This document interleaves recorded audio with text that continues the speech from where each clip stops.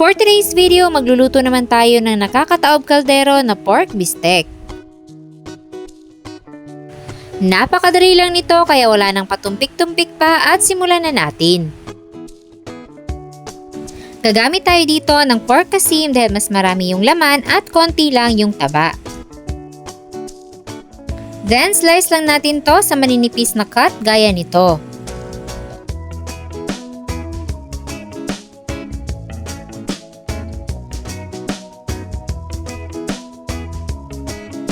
Tapos, imamarinate natin to sa 1/4 cup ng toyo, 2 tablespoon ng calamansi juice, at maraming black pepper. Haluin ng mabuti para manuot lahat ng pampalasa dun sa ating meat.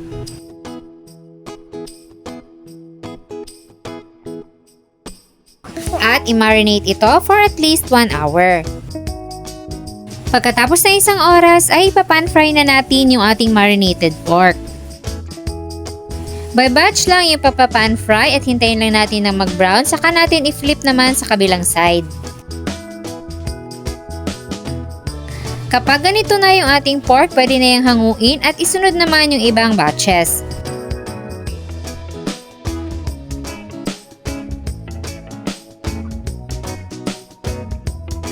After maluto ng lahat ng meat, pwede na tayong mag-start sa pag-isa. Unahin natin ang bawang,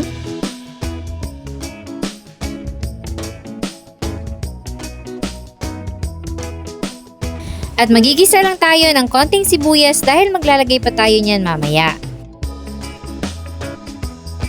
After magisa, ihahalo na natin yung ating pan-fried na pork.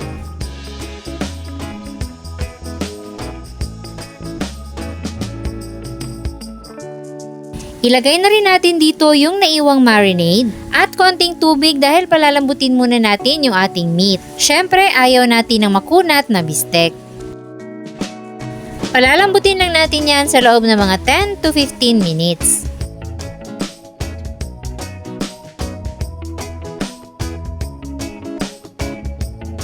Kapag malambot na yung meat, maglalagay tayo ng konting brown sugar pampambalanse ng lasa.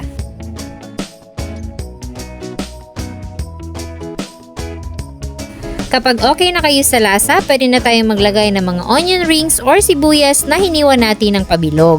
Mas maraming sibuyas, mas masarap.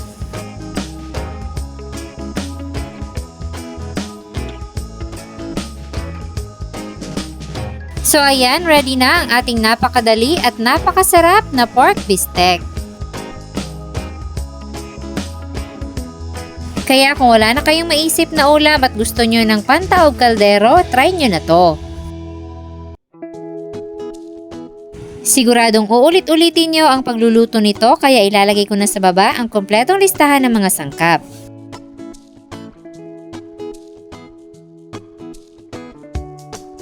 Sana'y nagustuhan nyo ang ating recipe for today. Enjoy!